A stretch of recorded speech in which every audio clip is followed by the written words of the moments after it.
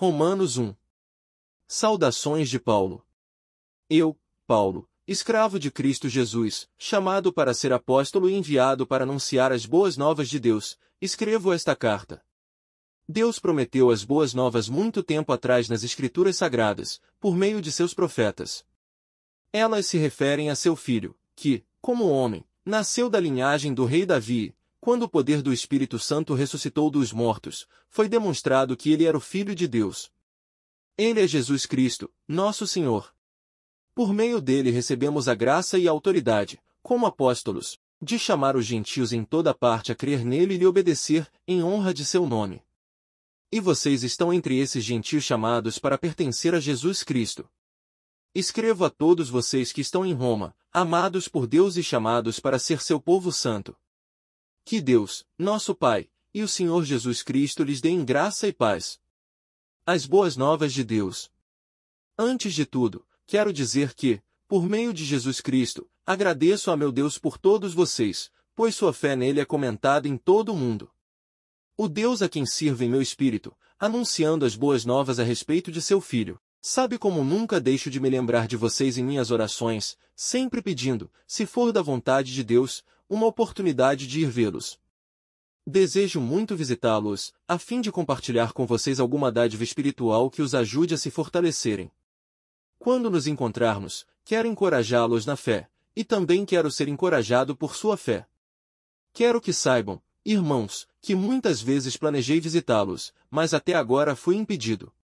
Meu desejo é trabalhar entre vocês e ver frutos espirituais como tenho visto entre outros gentios, pois sinto grande obrigação tanto para com os gregos como os bárbaros, tanto para com os instruídos como os não instruídos.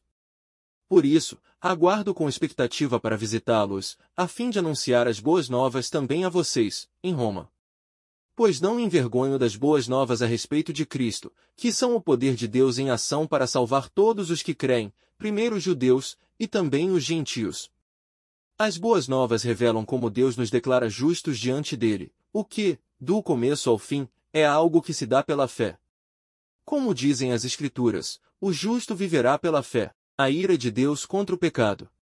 Assim, Deus mostra do céu sua ira contra todos que são pecadores e perversos, que por sua maldade impedem que a verdade seja conhecida.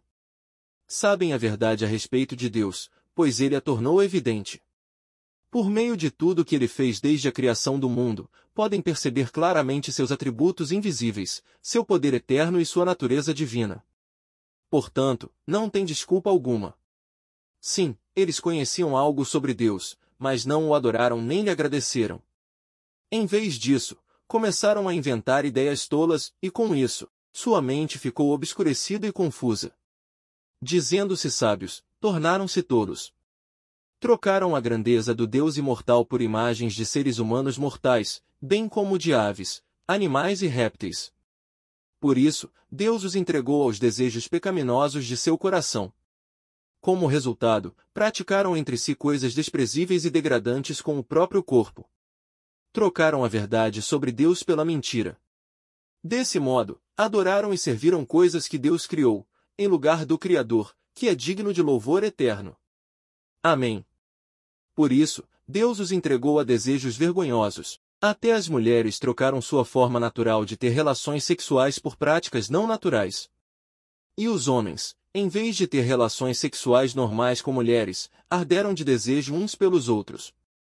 Homens praticaram atos indecentes com outros homens, em decorrência desse pecado, sofreram em si mesmos o castigo que mereciam.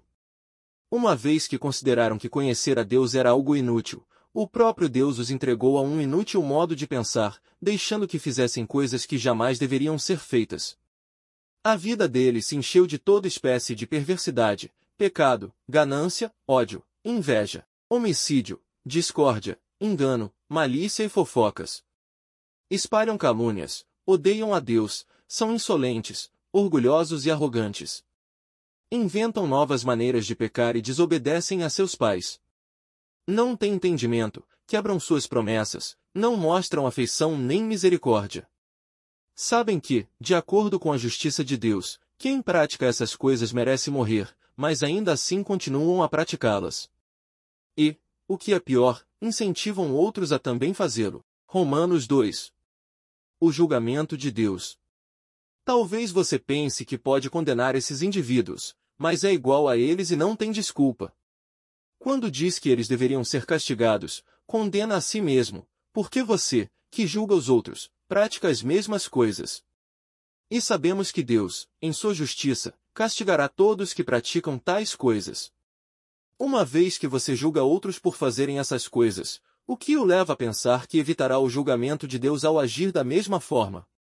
Não percebe quanto ele é bondoso, tolerante e paciente com você? Não vê que essas manifestações da bondade de Deus visam levá-lo ao arrependimento?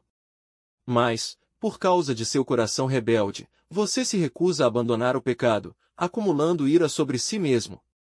Pois o dia da ira se aproxima, quando o justo juízo de Deus se revelará. Ele julgará a cada um de acordo com seus atos. Dará vida eterna àqueles que, persistindo em fazer o bem, buscam glória, honra e imortalidade. Mas derramará ira e indignação sobre os que vivem para si mesmos, que se recusam a obedecer à verdade e preferem entregar-se a uma vida de perversidade. A todos que praticam o mal, ele trará aflição e calamidade, primeiro para os judeus, e também para os gentios. Mas, a todos que fazem o bem, ele dará glória, honra e paz, primeiro para os judeus, e também para os gentios. Pois Deus não age com favoritismo. Assim, todos os que pecarem, mesmo não tendo a lei escrita de Deus, serão destruídos. E todos os que pecarem estando sob a lei de Deus, de acordo com essa lei serão julgados. Pois o simples ato de ouvir a lei não nos torna justos diante de Deus, mas sim a obediência à lei é que nos torna justos aos olhos dele. Até mesmo os gentios, que não têm a lei escrita, quando obedecem a ela instintivamente, mostram que conhecem a lei, mesmo não a tendo. Demonstram que a lei está gravada em seu coração, pois sua consciência e seus pensamentos os acusam ou lhes dizem que estão agindo corretamente. Isso se confirmará no dia em que Deus julgar os segredos de cada um por meio de Cristo Jesus, de acordo com as boas novas que anuncio. Os judeus e a lei. Você, que se diz judeu, se apoia na lei de Deus e se orgulha de seu relacionamento especial com ele. Conhece a vontade de Deus, sabe o que é certo, porque foi instruído em sua lei. Está convencido de que é guia para os cegos e luz para os que estão perdidos na escuridão. Considera-se capaz de instruir os ignorantes e ensinar os caminhos de Deus às crianças. Está certo de que a lei de Deus lhe dá pleno conhecimento e verdade. Pois bem, se você ensina a outros, por que não ensina a si mesmo? Diz a outros que não roubem, mas você mesmo rouba? Afirma que é errado cometer adultério, mas você mesmo adultera? Condena a idolatria, mas rouba objetos dos templos? Você, que tanto se orgulha de conhecer a lei, desonra a Deus, desobedecendo a lei? Não é de admirar que as Escrituras digam, os gentios blasfemam o nome de Deus por causa de vocês. A prática judaica da circuncisão só tem valor se você obedece à lei de Deus. Mas se você, que é circuncidado, não obedece à lei de Deus, não é diferente de um gentio incircuncidado. E, se os incircuncidados obedecerem à lei de Deus, acaso não serão também considerados circuncidados? De fato, os gentios incircuncidados que cumprem a lei de Deus condenarão você, judeu, que é circuncidado e tem a lei de Deus, mas não obedece a ela. Pois ser judeu exteriormente ou ser circuncidado não torna ninguém judeu de fato. Judeu verdadeiro é quem o é no íntimo, e circuncisão verdadeira é a do coração, feita pelo Espírito, e não pela letra da lei, recebendo assim a aprovação de Deus, e não das pessoas. Romanos 3. A fidelidade de Deus. Então qual é a vantagem de ser judeu? A circuncisão tem algum valor? Sim, há muitos benefícios. Em primeiro lugar, aos judeus foi confiada toda a revelação de Deus. É verdade que alguns deles foram infiéis, mas isso significa que Deus será infiel? De maneira nenhuma. Ainda que todos sejam mentirosos, Deus é verdadeiro. E as Escrituras dizem a seu respeito, será provado que tens razão no que dizes, e ganharás tua causa no juízo. Alguém poderia dizer, mas nosso pecado não cumpre um bom propósito, ajudando os outros a verem como Deus é justo? Não é uma injustiça, portanto, Deus nos castigar. Estou seguindo o ponto de vista humano. Claro que não. Se fosse assim, Como Deus poderia julgar o mundo? Alguém poderia argumentar, ainda, mas por que Deus me condena como pecador se minha mentira ressalta sua verdade e lhe traz mais glória? E alguns até nos difamam, afirmando que dizemos, quanto mais pecarmos, melhor. Quem diz essas coisas merece condenação. Todos são pecadores. Pois bem, devemos concluir que nós, judeus, somos melhores que os outros. Não, de maneira nenhuma, pois já mostramos que todos, judeus ou gentios, estão sob o poder do pecado. Como afirmam as Escrituras, ninguém é justo, nenhum sequer. Ninguém é sábio, ninguém busca a Deus. Todos se desviaram, todos se tornaram inúteis. Ninguém faz o bem, nenhum sequer. Sua conversa é repulsiva, como o odor de um túmulo aberto, sua língua é cheia de mentiras. Veneno de serpentes goteja de seus lábios. Sua boca é cheia de maldição e amargura. Apressam-se em cometer homicídio, por onde passam, deixam destruição e sofrimento. Não sabem onde encontrar paz. Não têm o menor temor de Deus. É evidente que a lei se aplica àqueles a quem ela foi entregue, pois seu propósito é evitar desculpas e mostrar que todo mundo é culpado diante de Deus. Pois ninguém será declarado justo diante de Deus por fazer o que a lei ordena. A lei simplesmente mostra quanto somos pecadores. Cristo tomou sobre si nosso castigo. Agora, porém, conforme prometido na lei de Moisés e nos profetas, Deus nos mostrou como somos declarados justos diante dele sem as exigências da lei. Somos declarados justos diante de Deus por meio da fé em Jesus Cristo, e isso se aplica a todos que creem, sem nenhuma distinção. Pois todos pecaram e não alcançam o padrão da glória de Deus, mas ele, em sua graça, nos declara justos por meio de Cristo Jesus, que nos resgatou do castigo por nossos pecados. Deus apresentou Jesus como sacrifício pelo pecado, com o sangue que ele derramou, mostrando assim sua justiça em favor dos que creem. No passado ele se conteve e não castigou os pecados antes cometidos, pois planejava revelar sua justiça no tempo presente. Com isso, Deus se mostrou justo, condenando o pecado, e justificador, declarando justo o pecador que crê em Jesus. Podemos então nos vangloriar de ter feito algo para sermos aceitos por Deus? Não, pois nossa absolvição não vem pela obediência à lei, mas pela fé. Portanto, somos declarados justos por meio da fé, e não pela obediência à lei. Afinal, Deus é Deus apenas dos judeus? Não é também Deus dos gentios? Claro que sim. Existe um só Deus, e ele declara justos tanto judeus como gentios somente pela fé.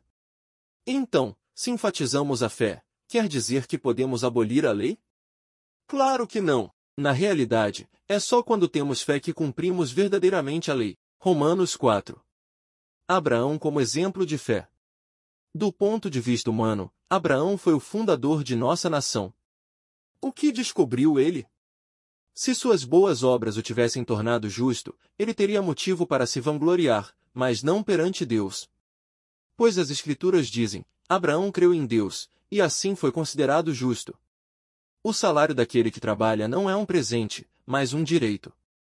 Contudo, ninguém é considerado justo com base em seu trabalho, mas sim por meio de sua fé em Deus, que declara justos os pecadores. Davi também falou a esse respeito quando descreveu a felicidade daqueles que são considerados justos sem terem trabalhado para isso. Como são felizes aqueles cuja desobediência é perdoada, cujos pecados são cobertos. Sim, como são felizes aqueles cujo pecado o Senhor não leva mais em conta.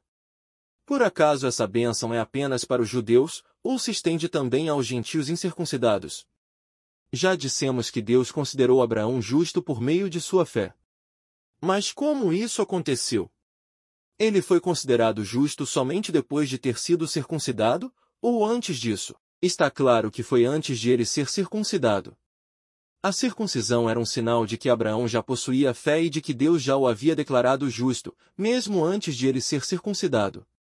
Portanto, Abraão é o pai daqueles que têm fé mas não foram circuncidados.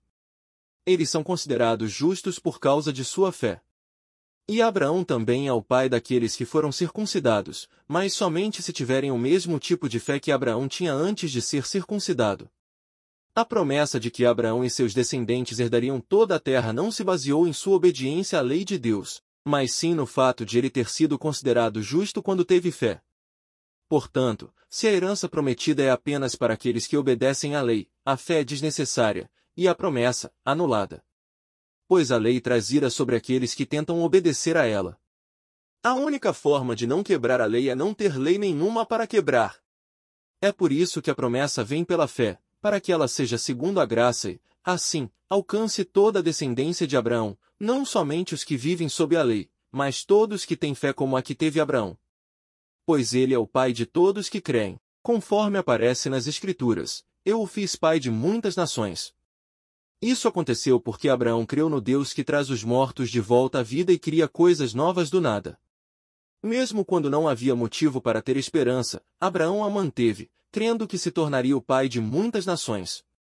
Pois Deus lhe tinha dito, esse é o número de descendentes que você terá. E sua fé não se enfraqueceu, embora ele soubesse que, aos 100 anos, seu corpo, bem como o ventre de Sara, já não tinham vigor. Em nenhum momento a fé de Abraão na promessa de Deus vacilou. Na verdade, ela se fortaleceu e, com isso, ele deu glória a Deus. Abraão estava plenamente convicto de que Deus é poderoso para cumprir tudo o que promete. Por isso, por sua fé, ele foi considerado justo. E, quando Deus considerou Abraão justo, não o fez apenas para benefício dele. As Escrituras dizem que foi também para nosso benefício, pois elas garantem que também seremos considerados justos por crermos naquele que ressuscitou dos mortos a Jesus, nosso Senhor.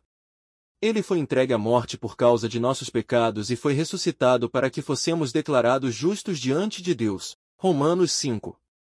A fé produz alegria, portanto, uma vez que pela fé fomos declarados justos, temos paz com Deus por causa daquilo que Jesus Cristo, nosso Senhor, fez por nós. Foi por meio da fé que Cristo nos concedeu esta graça que agora desfrutamos com segurança e alegria, pois temos a esperança de participar da glória de Deus. Também nos alegramos ao enfrentar dificuldades e provações, pois sabemos que contribuem para desenvolvermos perseverança, e a perseverança produz caráter aprovado, e o caráter aprovado fortalece nossa esperança, e essa esperança não nos decepcionará, pois sabemos quanto Deus nos ama, uma vez que Ele nos deu o Espírito Santo para nos encher o coração com seu amor. Quando estávamos completamente desamparados, Cristo veio na hora certa e morreu por nós, pecadores. É pouco provável que alguém morresse por um justo, embora talvez alguém se dispusesse a morrer por uma pessoa boa. Mas Deus nos prova seu grande amor ao enviar Cristo para morrer por nós quando ainda éramos pecadores. E, uma vez que fomos declarados justos por seu sangue, certamente seremos salvos da ira de Deus por meio dele. Pois, se quando ainda éramos inimigos de Deus nosso relacionamento com ele foi restaurado pela morte de seu Filho, agora que já estamos reconciliados certamente seremos salvos por sua vida. Agora, portanto, podemos nos alegrar em Deus, com quem fomos reconciliados por meio de nosso Senhor Jesus Cristo. A diferença entre Adão e Cristo. Quando Adão pecou, o pecado entrou no mundo, e com ele a morte, que se estendeu a todos, porque todos pecaram. É fato que as pessoas pecaram antes que a lei fosse concedida, mas, porque ela não existia, seus pecados não foram levados em conta. Mesmo assim, do tempo de Adão até o de Moisés, todos morreram, incluindo os que não desobedeceram a uma ordem explícita de Deus, como Adão desobedeceu. Na verdade, Adão é um símbolo, uma representação daquele que ainda haveria de vir. Mas há uma grande diferença entre o pecado de Adão e a dádiva de Deus. Pois o pecado de um único homem trouxe morte para muitos. Ainda maior, porém, é a graça de Deus e sua dádiva que veio sobre muitos por meio de um único homem, Jesus Cristo. E o resultado da dádiva de Deus é bem diferente do resultado do pecado de um único homem, pois enquanto o pecado de Adão levou à condenação, a dádiva de Deus nos possibilita ser declarados justos diante dele, apesar de nossos muitos pecados. A morte reinou sobre muitos por meio do pecado de um único homem. Ainda maior, porém, é a graça de Deus e sua dádiva de justiça, e todos que a recebem reinarão em vida por meio de um único homem, Jesus Cristo. É verdade que um só pecado de Adão trouxe condenação a todos, mas um só ato de justiça de Cristo removeu a culpa e trouxe vida a todos. Por causa da desobediência a Deus de uma só pessoa, muitos se tornaram pecadores. Mas, por causa da obediência de uma só pessoa a Deus, muitos serão declarados justos. A lei foi concedida para que todos percebessem a gravidade do pecado. Mas, à medida que o pecado aumentou, a graça se tornou ainda maior. Portanto, assim como o pecado reinou sobre todos e os levou à morte, agora reina a graça, que nos declara justos diante de Deus e resulta na vida eterna por meio de Jesus Cristo, nosso Senhor. Romanos 6. Libertos do poder do pecado. Pois bem, devemos continuar pecando para que Deus mostre cada vez mais sua graça? Claro que não! Uma vez que morremos para o pecado, como podemos continuar vivendo nele? Ou acaso se esqueceram de que, quando fomos unidos a Cristo Jesus no batismo, nos unimos a Ele em sua morte? Pois, pelo batismo, morremos e fomos sepultados com Cristo. E, assim como Ele foi ressuscitado dos mortos pelo poder glorioso do Pai, agora nós também podemos viver uma nova vida.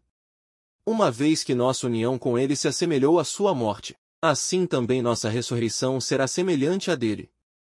Sabemos que nossa velha natureza humana foi crucificada com Cristo, para que o pecado não tivesse mais poder sobre nossa vida e dele deixássemos de ser escravos. Pois, quando morremos com Cristo, fomos libertos do poder do pecado. Então, uma vez que morremos com Cristo, cremos que também com Ele viveremos. Temos certeza disso, pois Cristo foi ressuscitado dos mortos e não mais morrerá. A morte já não tem nenhum poder sobre ele.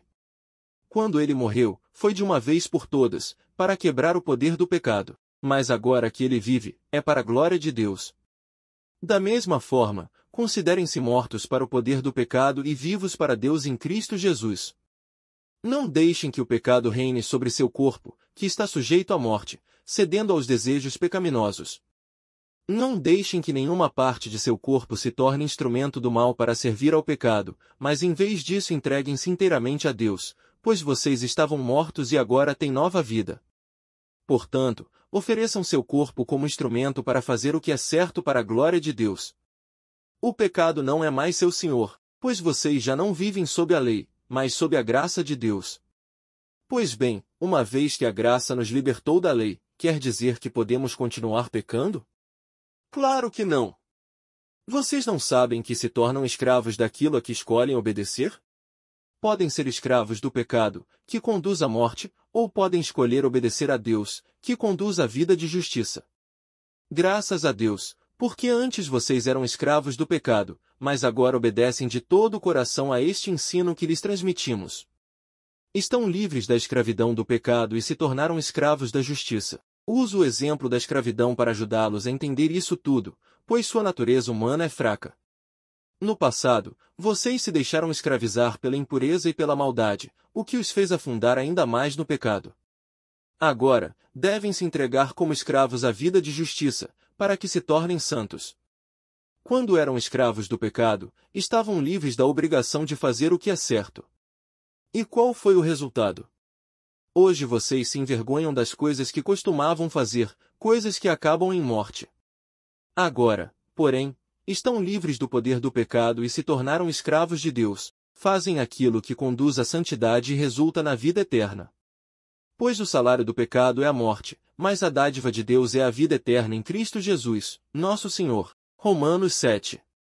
Libertos da lei. Agora, irmãos, vocês que conhecem a lei, não sabem que ela se aplica apenas enquanto a pessoa vive? Por exemplo, quando uma mulher se casa, a lei a une a seu marido enquanto ele estiver vivo. No entanto, se ele morrer, as leis do casamento já não se aplicarão à mulher. Portanto, enquanto o marido estiver vivo, se ela se casar com outro homem, cometerá adultério. Mas, se o marido morrer, ela ficará livre dessa lei e não cometerá adultério ao se casar novamente. Assim, meus irmãos, vocês morreram para o poder da lei quando morreram com Cristo, e agora estão unidos com aquele que foi ressuscitado dos mortos. Como resultado, podemos produzir uma colheita de boas obras para Deus.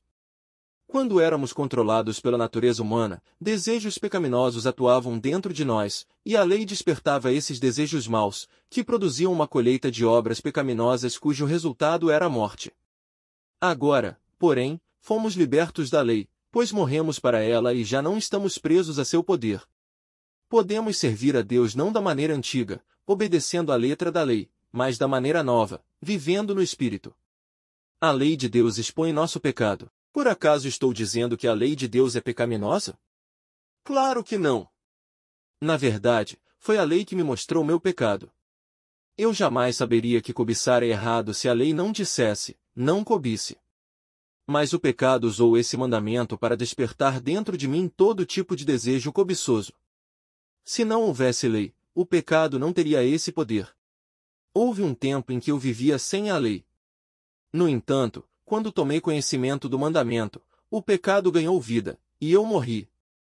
Assim, descobri que os mandamentos da lei, que deveriam trazer vida, trouxeram, em vez disso, morte. O pecado se aproveitou desses mandamentos e me enganou, e fez uso deles para me matar. Isso, porém, só demonstra que a lei em si é santa, e santos, justos e bons são seus mandamentos. Mas, então, a lei, que é boa, foi responsável por minha morte? Claro que não. O pecado usou o que era bom para me condenar à morte. Vemos, com isso, como o pecado é terrível, usando os bons mandamentos de Deus para seus próprios fins perversos. A luta contra o pecado.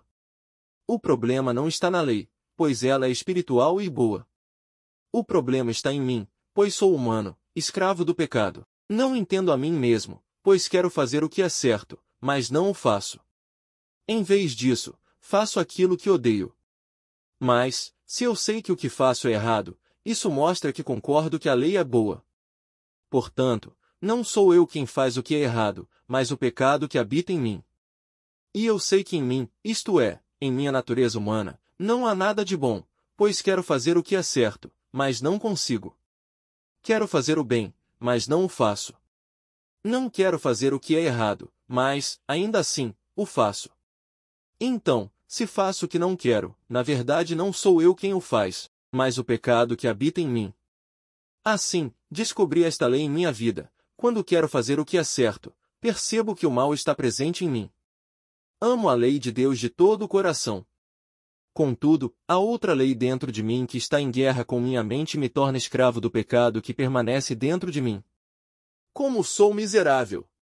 Quem me libertará deste corpo mortal dominado pelo pecado? Graças a Deus, a resposta está em Jesus Cristo, nosso Senhor. Na mente, quero, de fato, obedecer à lei de Deus, mas, por causa de minha natureza humana, sou escravo do pecado. Romanos 8. A vida no Espírito. Agora, portanto, já não há nenhuma condenação para os que estão em Cristo Jesus. Pois em Cristo Jesus a lei do Espírito que dá vida os libertou da lei do pecado, que leva à morte. A lei não era capaz de nos salvar por causa da fraqueza de nossa natureza humana, por isso Deus fez o que a lei era incapaz de fazer ao enviar seu Filho na semelhança de nossa natureza humana pecaminosa e apresentá-lo como sacrifício por nosso pecado. Com isso, declarou o fim do domínio do pecado sobre nós, de modo que nós, que agora não seguimos mais nossa natureza humana, mas sim o Espírito, possamos cumprir as justas exigências da lei. Aqueles que são dominados pela natureza humana pensam em coisas da natureza humana, mas os que são controlados pelo Espírito pensam em coisas que agradam o Espírito. Portanto, permitir que a natureza humana controle a mente resulta em morte, mas permitir que o Espírito controle a mente resulta em vida e paz. Pois a mentalidade da natureza humana é sempre inimiga de Deus. Nunca obedeceu às leis de Deus, e nunca obedecerá. Por isso aqueles que ainda estão sob o domínio de sua natureza humana não podem agradar a Deus. Vocês, porém, não são controlados pela natureza humana, mas pelo Espírito, se de fato o Espírito de Deus habita em vocês.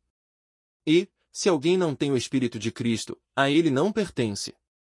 Uma vez que Cristo habita em vocês, embora o corpo morra por causa do pecado, o Espírito lhes dá vida porque vocês foram declarados justos diante de Deus.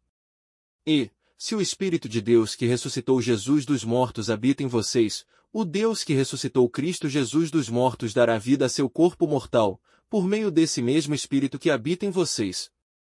Portanto, irmãos, vocês não têm de fazer o que sua natureza humana lhes pede, porque, se viverem de acordo com as exigências dela, morrerão. Se, contudo, pelo poder do Espírito, fizerem morrer as obras do corpo, viverão, Porque todos que são guiados pelo Espírito de Deus são filhos de Deus. Pois vocês não receberam um espírito que os torne, de novo, escravos medrosos, mas sim o Espírito de Deus, que os adotou como seus próprios filhos. Agora nós o chamamos Abba, Pai, pois o seu Espírito confirma nosso espírito que somos filhos de Deus. Se somos seus filhos, então somos seus herdeiros e, portanto, co-herdeiros com Cristo. Se de fato participamos de seu sofrimento, participaremos também de sua glória. A glória futura. Considero que nosso sofrimento de agora não é nada comparado com a glória que ele nos revelará mais tarde. Pois toda a criação aguarda com grande expectativa o dia em que os filhos de Deus serão revelados. Toda a criação, não por vontade própria, foi submetida por Deus a uma existência fútil, na esperança de que, com os filhos de Deus, a criação seja gloriosamente liberta da decadência que a escraviza. Pois sabemos que, até agora, toda a criação geme, como em dores de parto. E nós, os que cremos, também gememos, embora tenhamos o Espírito em nós como antecipação da glória futura, pois aguardamos ansiosos pelo dia em que desfrutaremos nossos direitos de adoção, incluindo a redenção de nosso corpo. Recebemos essa esperança quando fomos salvos. Se já temos alguma coisa, não há necessidade de esperar por ela, mas, se esperamos por algo que ainda não temos, devemos fazê-lo com paciência e confiança. E o Espírito nos ajuda em nossa fraqueza, pois não sabemos orar segundo a vontade de Deus, mas o próprio Espírito intercede por nós com gemidos que não podem ser expressos em palavras. E o Pai, que conhece cada coração, sabe quais são as intenções do Espírito, pois o Espírito intercede por nós, o povo santo, segundo a vontade de Deus. E sabemos que Deus faz todas as coisas cooperarem para o bem daqueles que o amam e que são chamados de acordo com seu propósito. Pois Deus conheceu de antemão os seus e os predestinou para se tornarem semelhantes à imagem de seu Filho, a fim de que ele fosse o primeiro entre muitos irmãos. Depois de predestiná-los ele os chamou, e depois de chamá-los, os declarou justos, e depois de declará-los justos, lhes deu sua glória. Nada pode nos separar do amor de Deus. Que podemos dizer diante de coisas tão maravilhosas? Se Deus é por nós, quem será contra nós? Se ele não poupou nem mesmo seu próprio filho, mas o entregou por todos nós, acaso não nos dará todas as outras coisas? Quem se atreve a acusar os escolhidos de Deus? Ninguém, pois o próprio Deus nos declara justos diante dele. Quem nos condenará, então?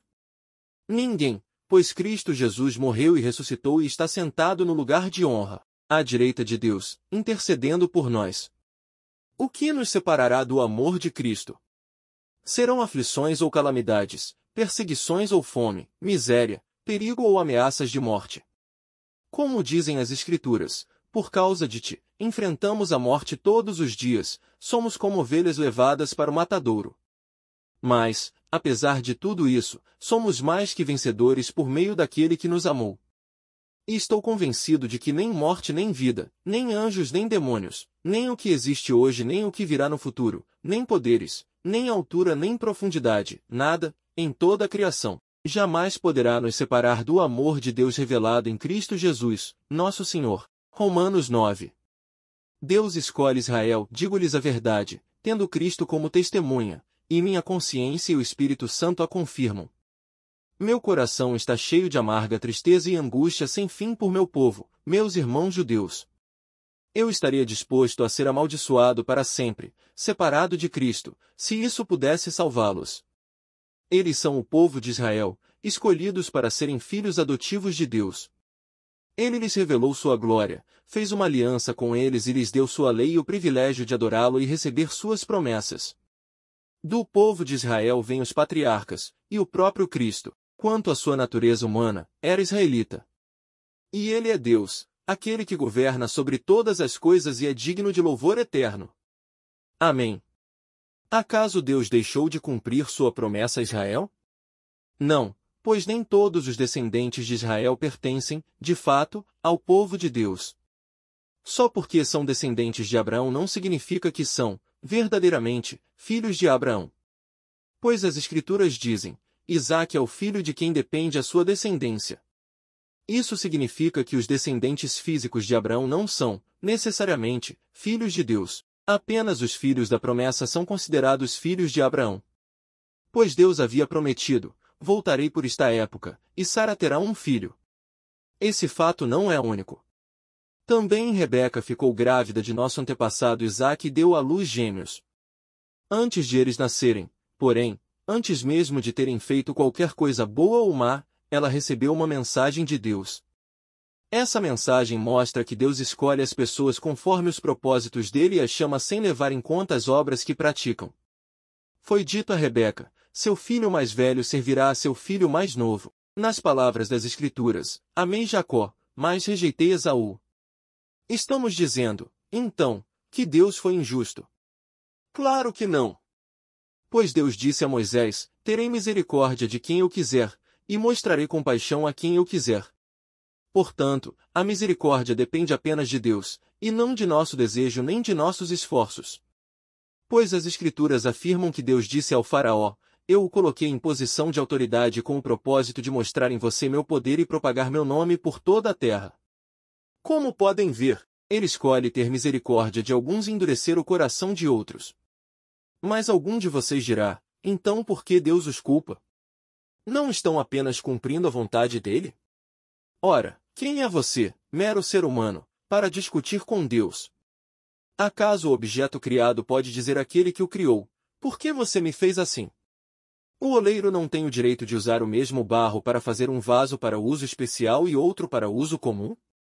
Da mesma forma, Deus tem o direito de mostrar sua ira e seu poder, suportando com muita paciência aqueles que são objeto de sua ira, preparados para a destruição.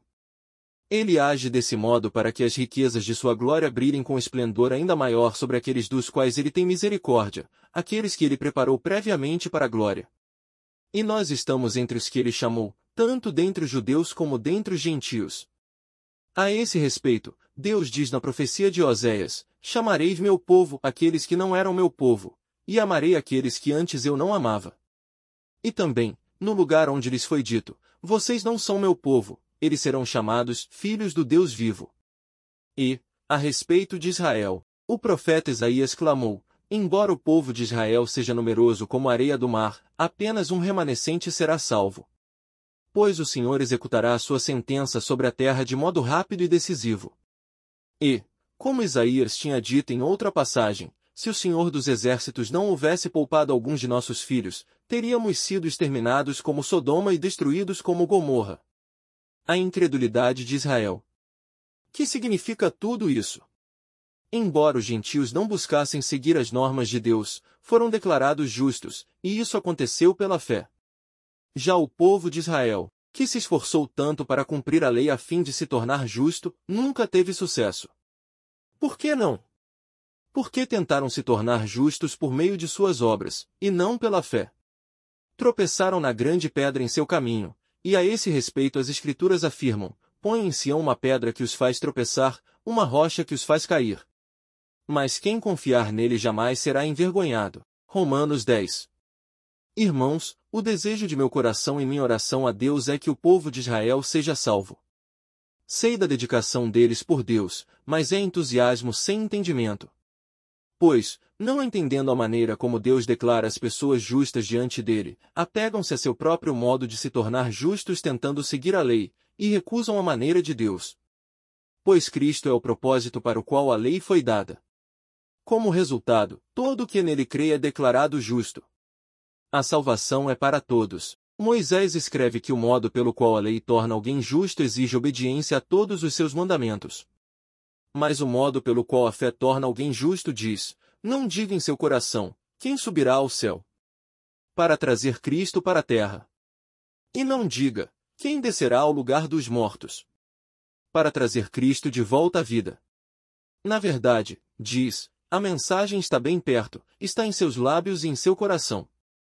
E essa mensagem é a mesma que anunciamos a respeito da fé. Se você declarar com sua boca que Jesus é Senhor e crer em seu coração que Deus o ressuscitou dos mortos, será salvo, pois é crendo de coração que você é declarado justo, e é declarando com a boca que você é salvo.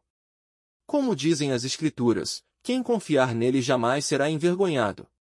Nesse sentido, não há diferença entre judeus e gentios, uma vez que ambos têm o mesmo Senhor, que abençoa generosamente todos que o invocam. Pois todo aquele que invocar o nome do Senhor será salvo. Mas como poderão invocá-lo se não crerem nele? E como crerão nele se jamais tiverem ouvido a seu respeito? E como ouvirão a seu respeito se ninguém lhes falar? E como alguém falará se não for enviado? Por isso as Escrituras dizem: como são belos os pés dos mensageiros que trazem boas novas. Nem todos, porém, aceitam as boas novas, pois o profeta Isaías disse: Senhor, quem creu em nossa mensagem? Portanto, a fé vem por ouvir, isto é, por ouvir as boas novas a respeito de Cristo. Mas eu pergunto: o povo de Israel ouviu, de fato, a mensagem? Sim, eles ouviram. Sua mensagem chegou a toda a terra, e suas palavras alcançaram os confins do mundo. Volto a perguntar: será que o povo de Israel entendeu? Sim, eles entenderam, pois, já no tempo de Moisés, Deus disse: provocarei seu ciúme por meio de um povo que nem sequer é nação. Provocarei sua ira por meio de gentios insensatos. E, mais tarde, Isaías se pronunciou com ousadia: fui encontrado por aqueles que não me procuravam. Revelei-me àqueles que não perguntavam por mim. A respeito de Israel, porém, diz: o dia todo abri meus braços para eles, mas foram desobedientes e rebeldes. Romanos 11. A misericórdia de Deus para com Israel. Então pergunto: Deus rejeitou seu povo, a nação de Israel? Claro que não. Eu mesmo sou israelita, descendente de Abraão e membro da tribo de Benjamim. Não, Deus não rejeitou seu povo, que conheceu de antemão. Vocês sabem o que as Escrituras dizem a esse respeito? O profeta Elias se queixou a Deus sobre o povo de Israel, dizendo: Senhor, eles mataram teus profetas e derrubaram teus altares. Sou o único que restou, e agora também procuram me matar. E vocês se lembram da resposta de Deus? Ele disse: ainda tenho outros 7.000 que jamais se prostraram diante de Baal. O mesmo acontece hoje, pois uns poucos do povo de Israel permaneceram fiéis, escolhidos pela graça de Deus. E, se a escolha se dá pela graça de Deus, então não se baseia nas obras deles, pois nesse caso a graça deixaria de ser o que verdadeiramente é, ou seja, gratuita e merecida.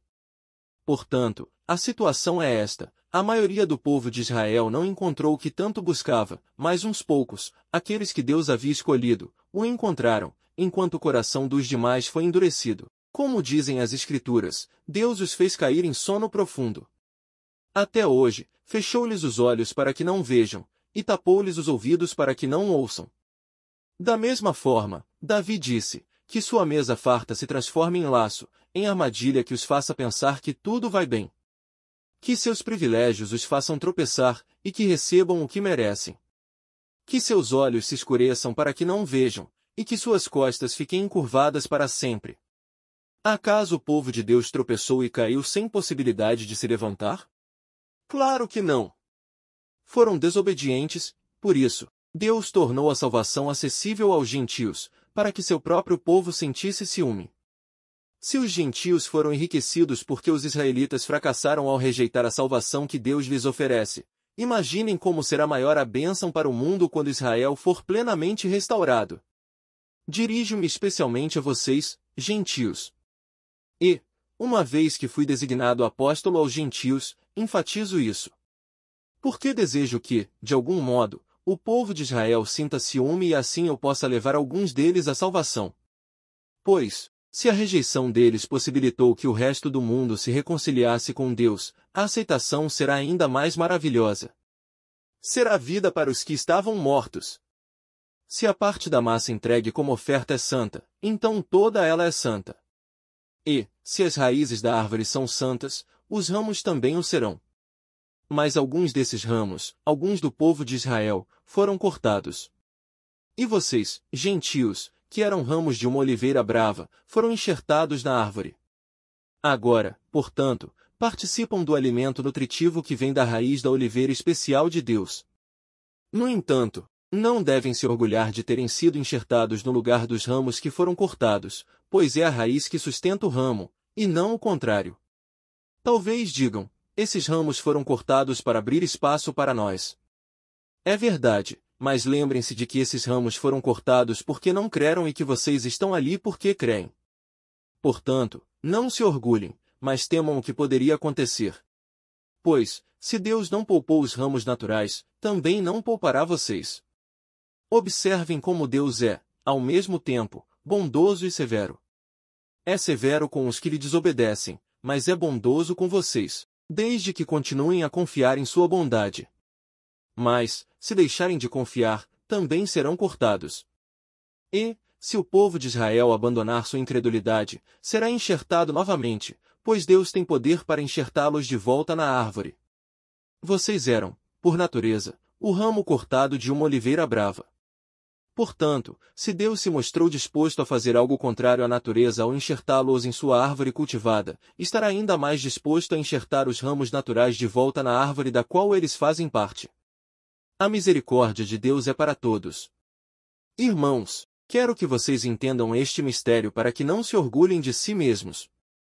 Alguns do povo de Israel têm o coração endurecido, mas isso durará apenas até que o tempo dos gentios se complete. E assim todo Israel será salvo. Como dizem as Escrituras, o libertador virá de Sião e afastará Israel da impiedade. E esta é minha aliança com eles, eu removerei seus pecados. Muitos do povo de Israel agora são inimigos das boas novas, e isso beneficia vocês, gentios. No entanto, porque ele escolheu seus patriarcas, eles ainda são o povo que Deus ama, pois as bênçãos de Deus e o seu chamado jamais podem ser anulados. Em outros tempos, vocês, gentios, foram rebeldes contra Deus, mas agora, por causa da desobediência deles, vocês receberam misericórdia. Agora eles são os rebeldes, e Deus foi misericordioso com vocês, para que eles também participem da misericórdia dele. Pois Deus colocou a todos debaixo da desobediência para que de todos tivesse misericórdia. Como são grandes as riquezas, a sabedoria e o conhecimento de Deus! É impossível entendermos suas decisões e seus caminhos. Pois quem conhece os pensamentos do Senhor? Quem sabe o suficiente para aconselhá-lo? Quem lhe deu primeiro alguma coisa, para que ele precise depois retribuir? Pois todas as coisas vêm dele, existem por meio dele e são para ele. A ele seja toda a glória para sempre. Amém. Romanos 12. Sacrifício vivo para Deus. Portanto, irmãos, suplico-lhes que entreguem seu corpo a Deus, por causa de tudo que ele fez por vocês. Que seja um sacrifício vivo e santo, do tipo que Deus considera agradável. Essa é a verdadeira forma de adorá-lo. Não imitem o comportamento e os costumes deste mundo, mas deixem que Deus os transforme por meio de uma mudança em seu modo de pensar, a fim de que experimentem a boa, agradável e perfeita vontade de Deus para vocês. Com base na graça que recebi, dou a cada um de vocês a seguinte advertência: não se considerem melhores do que realmente são. Antes, sejam honestos em sua autoavaliação, medindo-se de acordo com a fé que Deus nos deu. Da mesma forma que nosso corpo tem vários membros e cada membro, uma função específica, assim é também com o corpo de Cristo. Somos membros diferentes do mesmo corpo, e todos pertencemos uns aos outros. Deus, em sua graça, nos concedeu diferentes dons. Portanto, se você tiver a capacidade de profetizar, faça-o de acordo com a proporção de fé que recebeu. Se tiver o dom de servir, sirva com dedicação. Se for mestre, ensine bem. Se seu dom consistir em encorajar pessoas, encoraje-as. Se for o dom de contribuir, dê com generosidade. Se for o de exercer liderança, lidere de forma responsável. E, se for o de demonstrar misericórdia, pratique-o com alegria. Amem as pessoas sem fingimento. Odeiem tudo o que é mal. Apeguem-se firmemente ao que é bom. Amem-se com amor fraternal e tenham prazer em honrar uns aos outros. Jamais sejam preguiçosos, mas trabalhem com dedicação e sirvam ao Senhor com entusiasmo. Alegrem-se em nossa esperança. Sejam pacientes nas dificuldades e não parem de orar.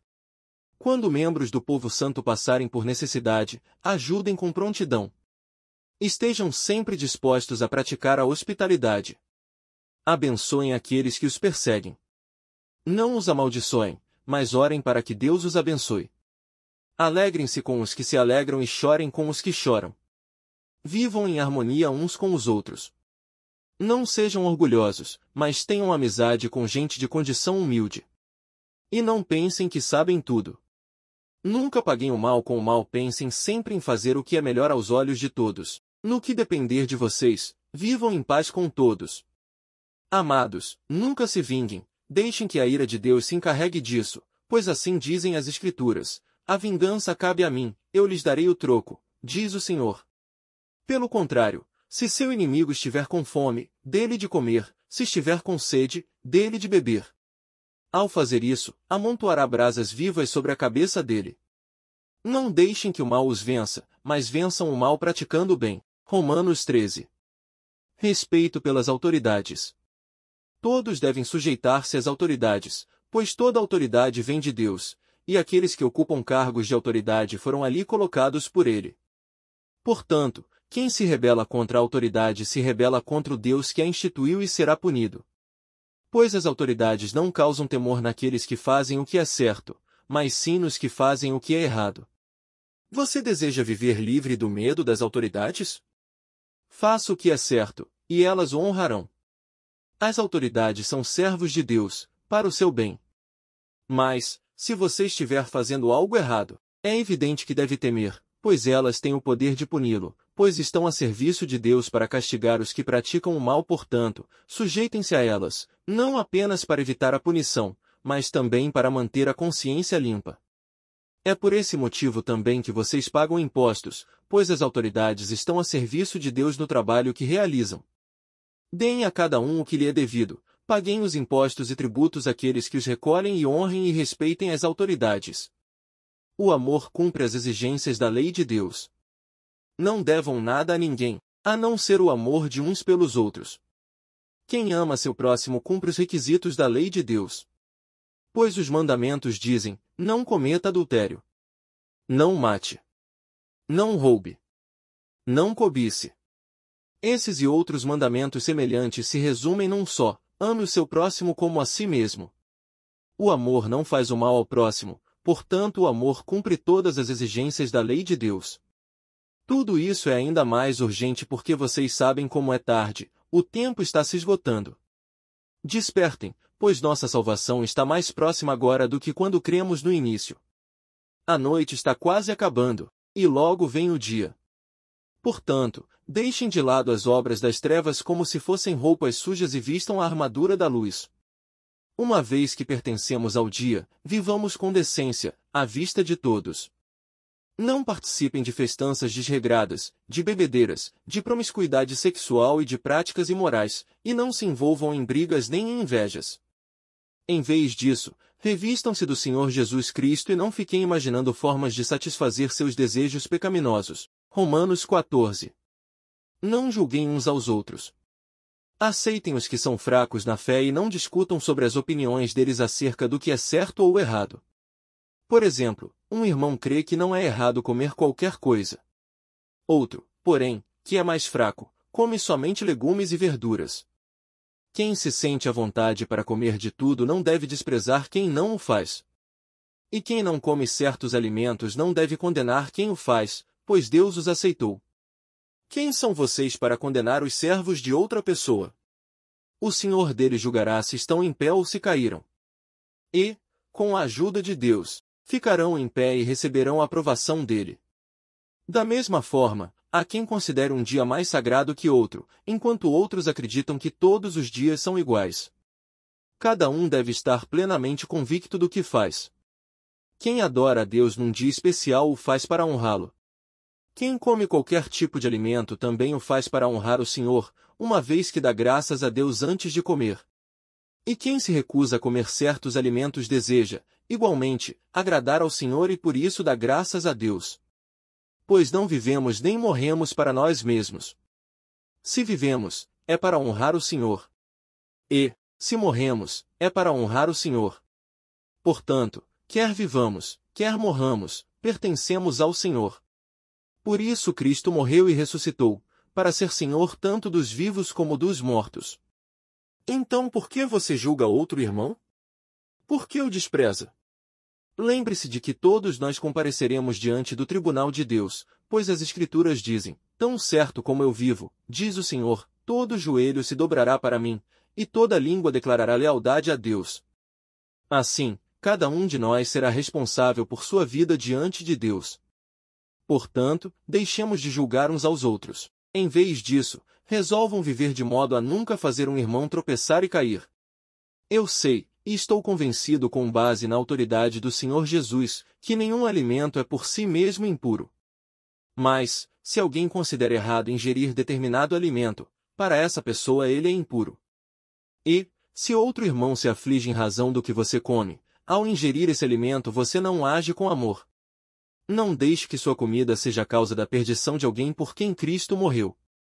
Desse modo, você não será criticado por fazer algo que, a seu ver, é bom, pois o reino de Deus não diz respeito ao que comemos ou bebemos, mas a uma vida de justiça, paz e alegria no Espírito Santo. Se servirem a Cristo com essa atitude, agradarão a Deus e também receberão a aprovação das pessoas.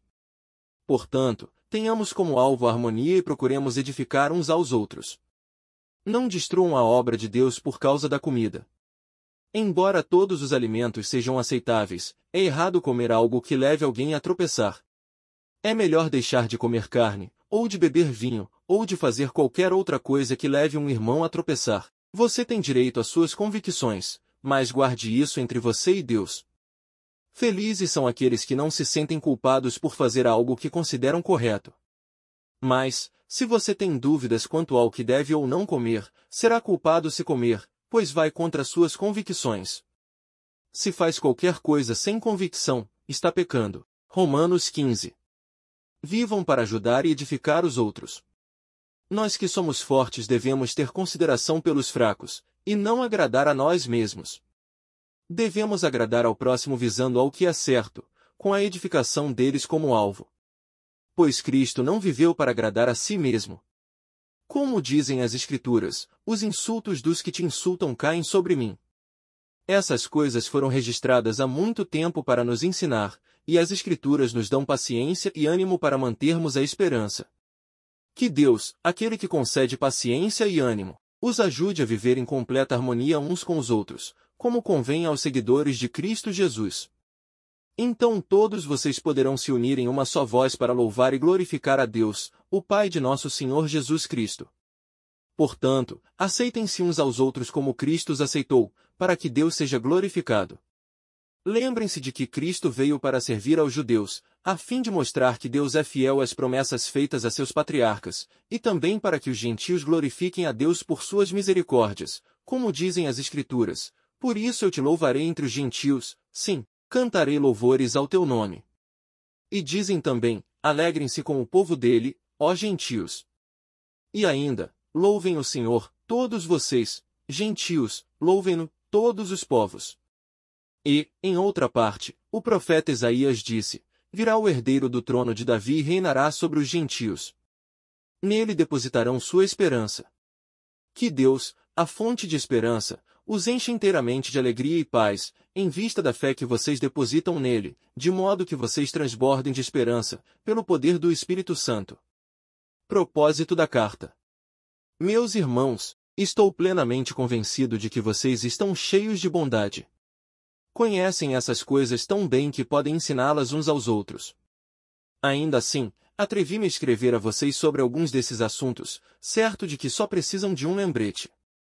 Pois, pela graça de Deus, sou um mensageiro da parte de Cristo Jesus a vocês, os gentios.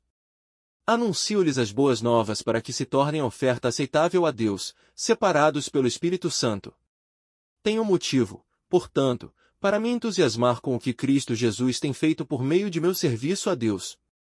E, no entanto, não ouso me vangloriar de nada, exceto do que Cristo fez por meu intermédio a fim de conduzir os gentios a Deus, por minha mensagem e pelo meu trabalho, convencendo-os pelo poder de sinais e maravilhas e pelo poder do Espírito de Deus. Assim, apresentei plenamente as boas novas de Cristo desde Jerusalém até o Ilírico. Sempre me propus anunciar as boas novas onde o nome de Cristo nunca foi ouvido, para não construir sobre alicerce alheio. Pois, conforme dizem as Escrituras, aqueles aos quais ele nunca foi anunciado verão, e os que nunca ouviram falar dele entenderão. É por isso, aliás, que há tanto tempo tenho adiado minha visita a vocês, porque estava pregando nesses lugares. Os planos de viagem de Paulo. Mas, agora que terminei meu trabalho nessas regiões, e depois de tantos anos de espera, estou ansioso para visitá-los. Planejo ir à Espanha e, quando for, espero passar por Roma. E, depois de ter desfrutado um pouco de sua companhia, vocês poderão me ajudar com a viagem. Antes de visitá-los, porém, devo ir a Jerusalém, para servir ao povo santo de lá. Pois os irmãos da Macedônia e da Caia juntaram, de boa vontade, uma oferta para os pobres dentre o povo santo em Jerusalém. Ficaram contentes em fazê-lo, pois se sentem devedores deles. Porque os gentios receberam as bênçãos espirituais das boas novas dos irmãos em Jerusalém, consideram que no mínimo podem retribuir ajudando-os financeiramente.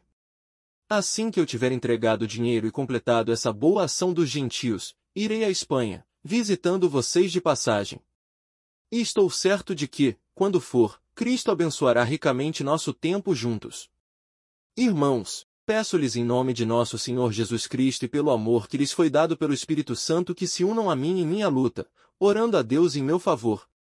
Orem para que eu me livre dos que estão na Judéia e que se recusam a crer.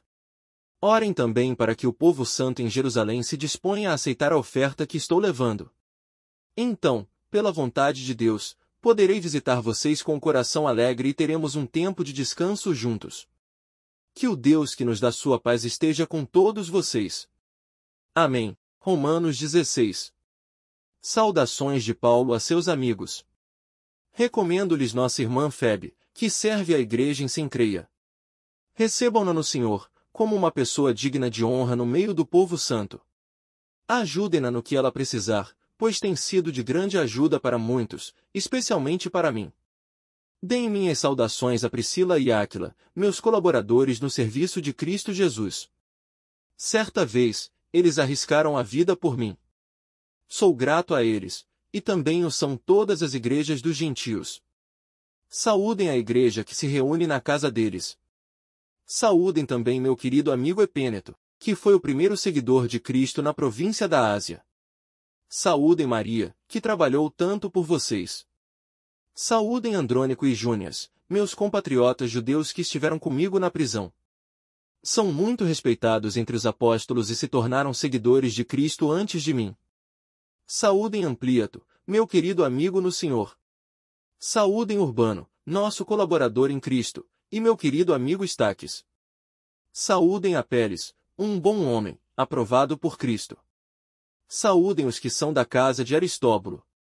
Saúdem Herodião, meu compatriota judeu. Saúdem os da casa de Narciso que são do Senhor. Saúdem Trifena e Trifosa, obreiras do Senhor, e a estimada Pérside, que tem trabalhado com dedicação para o Senhor. Saúdem Rufo, a quem o Senhor escolheu, e também sua mãe, que tem sido mãe para mim. Saúdem Asíncrito, Flegonte, Hermes, Pátrobas, Hermas e os irmãos que se reúnem com eles. Saúdem Filólogo, Júlia, Nereu e sua irmã, e também Olimpas e todo o povo santo que se reúne com eles. Saúdem uns aos outros com beijo santo. Todas as igrejas de Cristo lhes enviam saudações. Instruções finais de Paulo. E agora, irmãos, peço-lhes que tomem cuidado com aqueles que causam divisões e perturbam a fé, ensinando coisas contrárias ao que vocês aprenderam. Fiquem longe deles. Esses indivíduos não servem a Cristo, nosso Senhor, mas apenas a seus próprios interesses, e enganam os inocentes com palavras suaves e bajulação. Mas todos sabem que vocês são obedientes ao Senhor, o que muito me alegra. Quero que sejam sábios quanto a fazer o bem e permaneçam inocentes de todo o mal. Em breve o Deus da paz esmagará Satanás sob os pés de vocês. Que a graça de nosso Senhor Jesus seja com vocês. Timóteo, meu colaborador, lhes envia saudações, bem como Lúcio, Jason e Sosípatro, meus compatriotas judeus. Eu, Tércio, que escrevo esta carta para Paulo, também envio minhas saudações no Senhor. Gaio os saúda. Estou hospedado em sua casa, onde ele também tem recebido toda a igreja. Erasto, tesoureiro da cidade, bem como nosso irmão Quarto, lhes enviam saudações. Que a graça de nosso Senhor Jesus Cristo seja com todos vocês. Amém. Toda a glória seja a Deus, que pode fortalecê-los, como afirmam as boas novas. Essa mensagem a respeito de Jesus Cristo revelou seu plano, mantido em segredo desde o princípio dos tempos, mas que agora, como os escritos dos profetas predisseram e o Deus eterno ordenou, é anunciada aos gentios de toda parte, a fim de que eles também possam crer nele e lhe obedecer. Toda a glória para sempre ao Deus único e sábio, por meio de Jesus Cristo. Amém.